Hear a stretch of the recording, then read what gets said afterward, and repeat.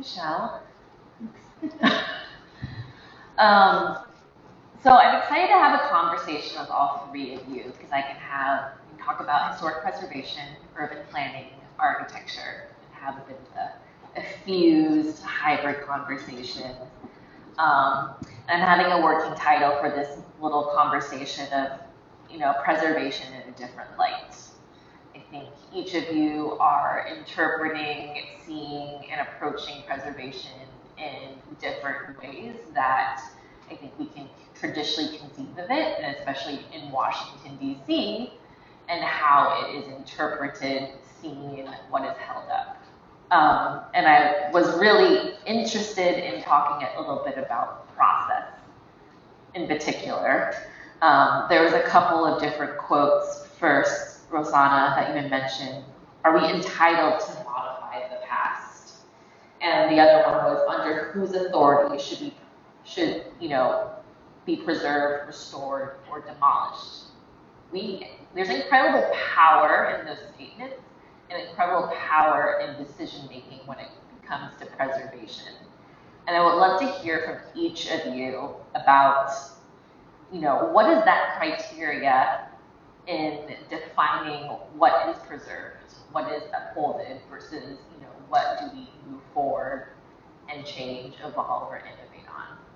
Love to hear some of your thoughts on that. Well, I wanted to bring up in my quick presentation. There's a site that we just saved in Los Angeles near USC called Hungsadon. It's a Korean American site that was purchased by a developer who wanted to demolish it to make for housing for USC. And so it came onto my plate, and they were like, if you put in a local nomination, it'll put a stay on the demolition. So of course I was like, okay, what does this mean? What does the community want, and why is it significant? Is there community, and why is it relevant? What was interesting is when we filed the nomination, when we brought it to City Hall, we had over 100 people give public comment on Zoom, and we had over 100 letters of support given. And it was a moment that they were like, you can't take away our Korean American history.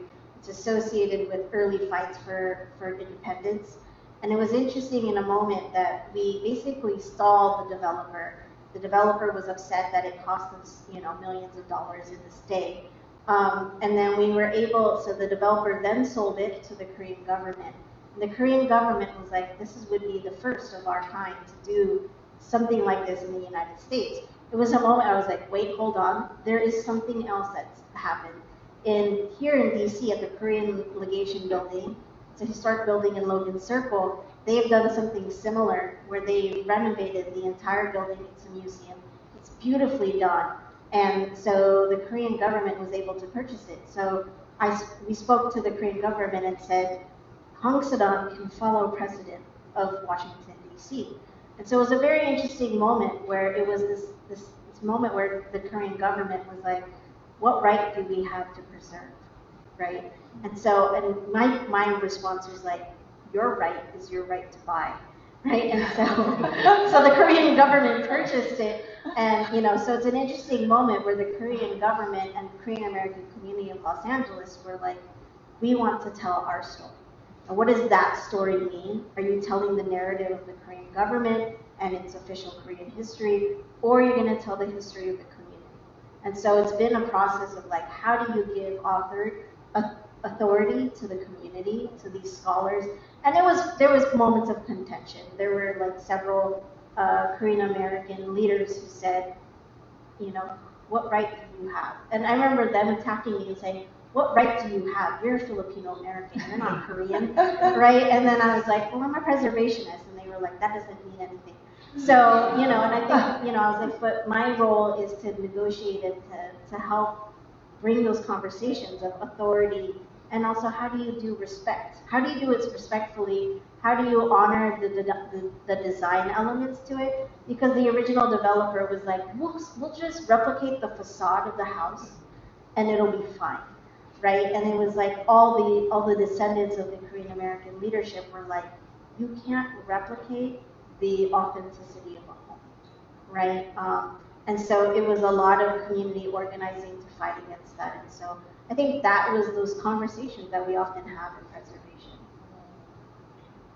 I think with ours was a little bit different because we started our practice in a city, in a country that was demolishing at a rate that was so unprecedented.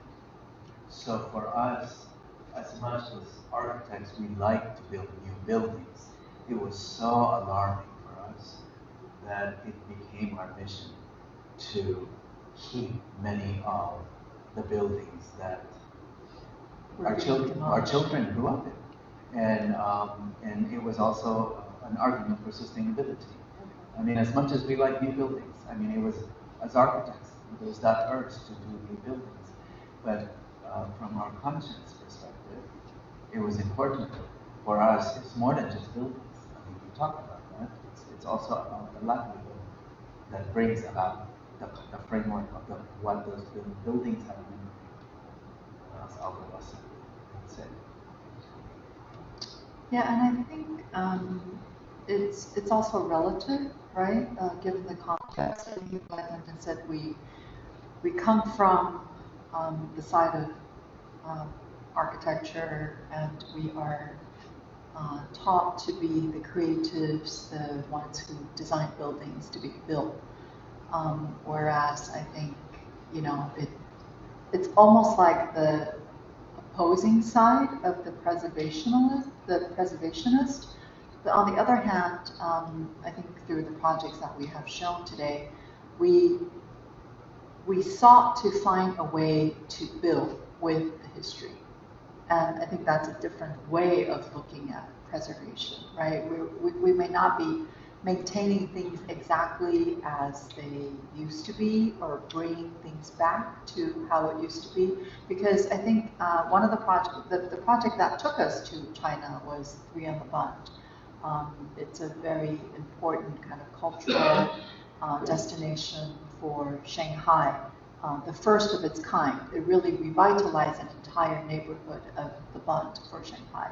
But that project brought on a lot of controversy with the preservationists in China because it took a project that was built, I think, in the turn of the century or even late 1800s, and retained the exterior, but much of the interior was gutted and recomposed. They hired Michael Graves, and we were working for Michael at the time, and we were stationed in Shanghai to do that. And there was a lot of kind of question, like, why did you do that to a building that probably needed to be preserved? But what they didn't know is by the time we got the building, or Michael Graves got the building, it was already like in disarray. It had gone through like 7 or 8 different kinds of renovation interior. And so the question then was, do you bring it back to the 1975 version or the 1982 version or the 1930, like which version do you preserve it?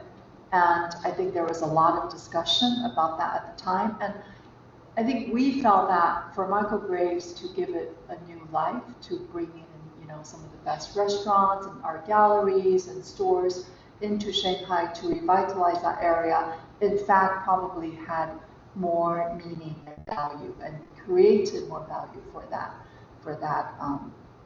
area. So I think it's all relative to the specific context that we work in. There are cases, I believe, like the projects that Michelle showed, they really deserve to be preserved. Otherwise, you would lose that part of the history.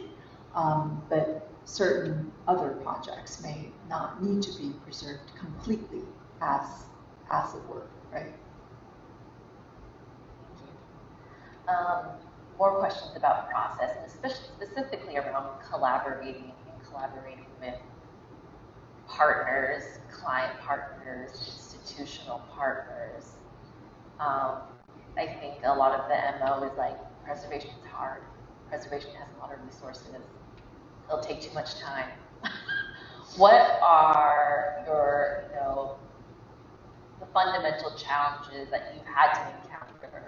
What has been, I guess, sparkles of moments where you're able to see success in being able to have partners, you know, invested, seeing the value, being able to work through these barriers about preservation, because, oh my gosh, it's preservation. We actually face a lot of opposition in Lyndon, because the first project that was on the ship, which was Waterhouse, that was in many ways near the seminal project architecturally. But what a lot of people do not know is the client initially told us, "Can you have every right." I couldn't believe he actually said that. "You have every right to tear this down."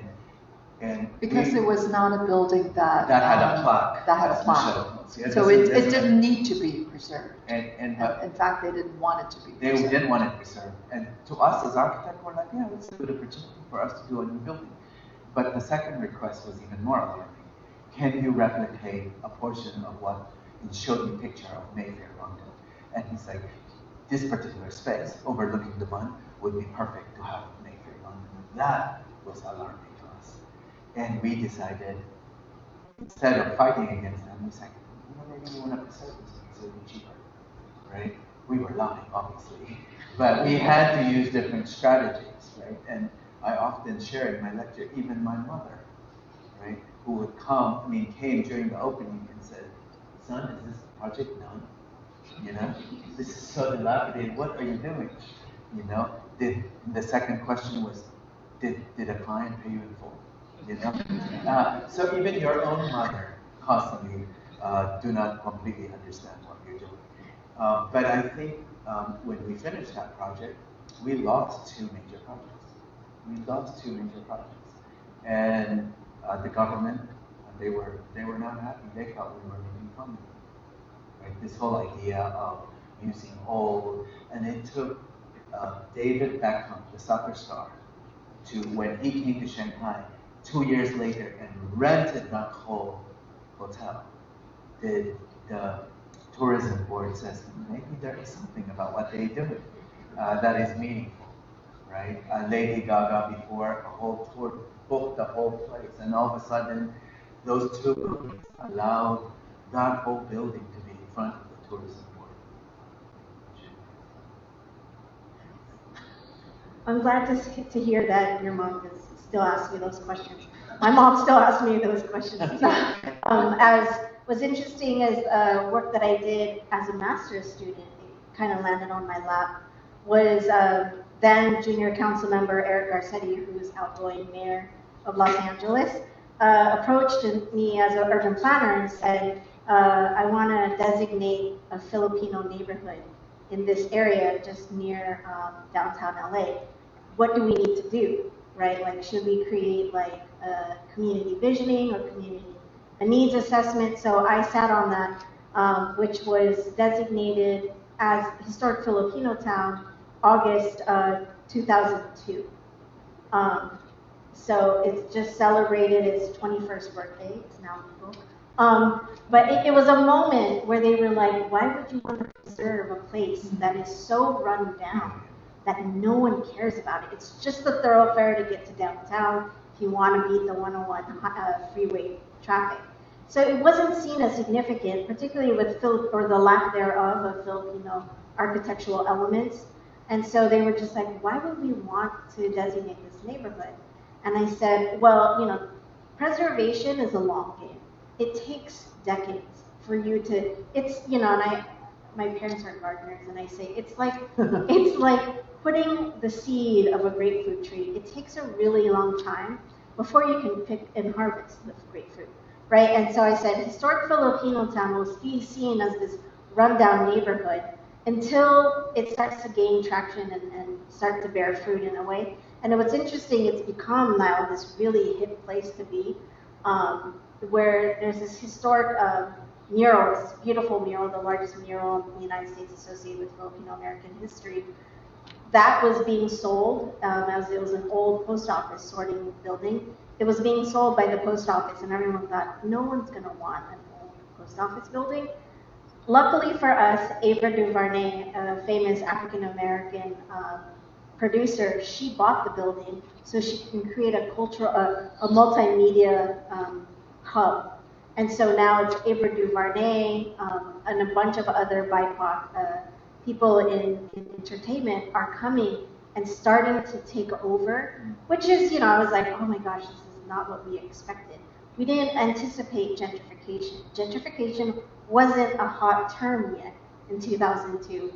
We saw gentrification hit the neighborhood, and now we're starting to see it's popular, but now developers are all coming in and trying to buy what's left and just destroying it. And so what we were really fortunate was when, as a young student, I was able to take an inventory of all the historic buildings and say, you can't destroy this, you can't destroy that. And so many of those places, like we were able to label, to nominate on the National Register, the Filipino Christian Church.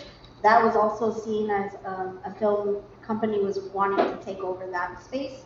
And so, you know, to me, that was something that was interesting. We were able to save it in 2018. I didn't imagine in 2002 we would be landmarking things. I just thought we were just going to be putting street names on places. But, you know, preservation, I often tell my students, it's a long game. It's a career. You don't see what the fruits of doing that work until 20, 30 years later. And I'm fortunate that I'm able to see what's being saved in Los Angeles today. That's a really, actually, I have a follow-up question to what you just mentioned, Michelle, about gentrification. You know, there's a value that also comes along with, you know, if something is preserved or deemed worth preserving, then everyone wants to like hang out there. And like, in what ways or strategies has it been successful to be able to sustain places for the communities whose histories were there? Oftentimes, I guess this is the part of me as an urban planner, oftentimes we have looked at community development corporations, CDCs, and affordable nonprofit housing developers come in. We see in Los Angeles, in Little Tokyo, similar to there was a pastry factory you had mentioned. There is the Umaya rice cracker factory, which claims to be the originators of the fortune cookie. The family sold the building, and then Little Tokyo Service Center came in and said, we're going to convert the cracker factory, the rice cracker factory, into affordable housing. Knowing that that was the need to keep Little Tokyo, to keep it Asian American, we need to provide affordable housing and low-income housing for the residents. Instead of displacing them, we need to think about. And so I think that's something as preservationists we have to be mindful of. Oftentimes where I'm told to like come in and save a building, and a part of me is just like, is it worth saving is often the big question. The second question is, if we save it, what can we do with it, right? Right, what is it worth in terms of its adaptive reuse? We were also brought to the challenge of a jail in Los Angeles. The preservation agency was like, we need to save this jail. And a part of me was like, I don't know, it's really like kind of, you know, what's the history of this jail? And what do you want to do with it? They were just like, we'll turn it into office buildings. And I'm like, okay, that is not of the community's interest. If they're not looking, if they don't want any more businesses or coffee houses, we need to look at affordable housing. And if that's not part of your plan, then, you know, my organization and the preservationists that stand behind it are not going to advocate for it. You know, we believe there should be a good balance in terms of how do you meet the needs of the community and think about what are the potential negative impacts of gentrification of preserving these places. Like, those are real conversations you have to have from the very beginning and carry it through to the entire process of saving it. It's definitely a systems-based approach to one of these issues. It's time for some questions from the audience too. So for Rossana, Lyndon, Michelle, any questions from the audience? We have a few minutes to take. This is not exactly related to historic preservation, but you work from Michael Frey's. How does that influence your architectural philosophies? Because I see them quite different. You know, obviously Michael Frey's was the postmodernist, Michael from Washington. Yeah, people ask us ask us about that question often. The work looks very different, for sure. But actually, upon closer inspection, if you look closely,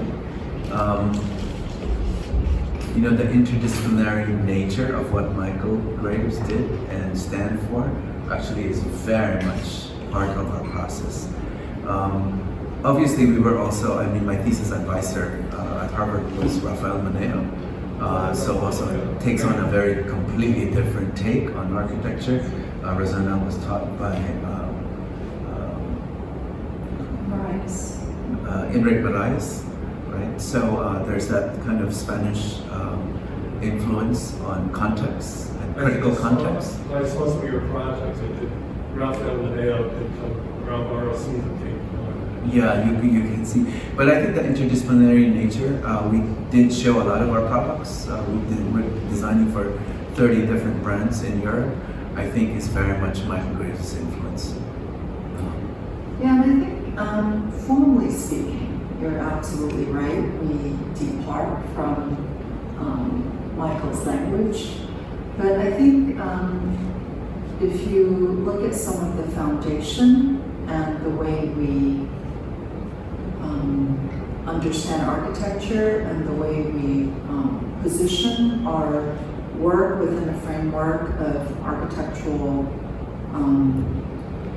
theory and pedagogy, I think you can probably see traces of some of Michael's methodology.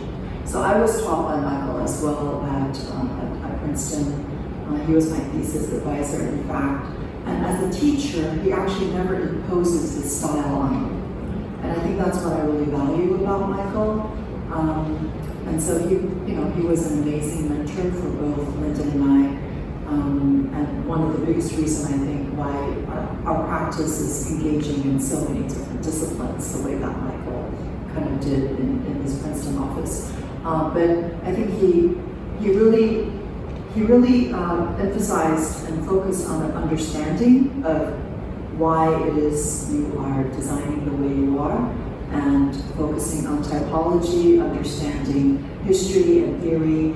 And I think we took that methodology and studied our own interests, used our own interest in the history and the theory that we're interested in, not so much this postmodern thing, but some of the things that we shared about today. And I think we took that methodology and were able to kind of, through our exploration, to produce a language of our own. So I think in many ways that process is owing to Michael's way of teaching. So when Rossana talks about the process, that includes typology and precedence, but also the clarity on the diagram. Right, so that's very important in our studio. And tectonics. So people often say, how do you manage a very big practice? It's very simple, pedagogically very clear to have diagram on each project, right? So when you walked in the space, immediately I'm like, what is the sectional diagram? What is the planar diagram? And it was very important for Michael. To this day, all of Renaissance, from even works by Borromini and Bernini, I think it's ingrained in our head, right? When you talk about the project by Terrani and all these other architects during the turn of the century, all the floor plan section is within us, and that is Michael Graves. That training Michael's office and study. Time for one more question.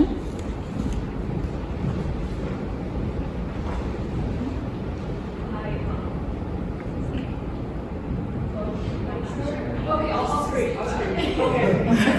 Thank you so much for your wonderful lecture. It's really amazing. I guess you brought up this notion that China is constantly demolishing essentially its past. And how do you maintain this modernist approach toward architecture while maintaining its Chinese, your past in China? Does that make sense? Very good question. Such a loaded question, I think. I thought it's interesting because Michelle was talking about the Filipino community and somebody saying that it's not so like representative of Filipino, and that concern is one of the things that made us wanted to study more about what it means for architecture or even like urban spaces to take on a certain like cultural identity, and what is that cultural identity? And in fact, our first few years in Shanghai, we published, I guess we were editors, and we interviewed 50 architects in Shanghai actually. And the first question was, what is Chineseness to you? And what does it mean to be a Chinese architect or an architect that's working in China? Can a building take on a certain like identity, cultural identity? And I think these are all questions that we will continue to ask. We don't really have a good answer, but one of the things that we like to do at Neri&Hu is to ask those questions within architectonic and design language, and also trying to discover and uncover subtle things that might be not so obvious. So for example, in product design, like we've taken, phrases from poetry and kind of turned it into a design for an ashtray, because when the cigarette is put on that ashtray, it kind of creates this scene from ancient like Tang poetry. So things like that for us is like, either playing with humor or playing with verses from ancient times that can evoke a certain ambiance or picturesque. These are the things that we like to work with, and I think different architects, different designers, including urban planners, probably work with their own set of strategies. As a Chinese diaspora, I was born in the Philippines and grew up in a Chinese environment. I went to Chinese church, Chinese school, everything was Chinese community, and it was really strange. Now thinking back, it was really a strange community. But my parents were so afraid that I would lose my Chineseness. So all the traditions, my cousins, when they get married, they change many different, I didn't even know whether they were real Chinese or old traditional Chinese. And so the modernity of it didn't really come to play. Meaning we were living in this kind of frozen in time Chinese Disneyfication, right? And so when I went to China, I realized, this is actually very different. They've really moved on, they've really modernized, and yet, the Chinese diaspora from Singapore and Malaysia and Indonesia have all these, or Chinatown, San Francisco, or China have this ritual of what it is to be Chinese, and that's a constant discussion in the practice. But we don't sit in our practice and say, is this Chinese enough? Is this Asian enough? People often say, Lyndon and Rossana, how come your work is so Chinese-like or Asian-like? I'm like, it's probably because we're Chinese, We love to eat rice, and I still like to eat roast duck over rice than spaghetti. That's very obvious, right? So my tendency is to have certain predilection that is very Asian. And maybe because of that, my sensibilities, the choices I make, the colors and the proportion are, in that sense, very Chinese, right? So, yeah, but I think that's a constant challenge we have in our practice. And that's something that's a challenge in preservation. Oftentimes that we have to give historical context, right? When someone asks, like, that doesn't look Filipino, and I'm like, are you expecting a bamboo hut? Which I was like, that's really hard to build, and also there are no more bamboo huts in the Philippines. That is gone, right? And so as a young person, I was seeking the bamboo huts, like, let's make bamboo huts everywhere. And then when I went to the Philippines, my cousins were like, those are not sustainable. We don't build those anymore. And so I thought, so my notion of being Filipino was stuck to when my parents immigrated to the United States. So it was stuck in that version of the 1970s. And I didn't understand what that meant of what I was seeking as in terms of identity versus what was told to me until actually one of our team members, Grace, who couldn't be here today, she's Korean American, she's a huge foodie, and I was telling her, oh, do you know how to make like kimbap and japchae? And she was like, that is so 1970s, 80s Korean. And I was like, what does that mean? She's like, I'm a 2000s immigrant.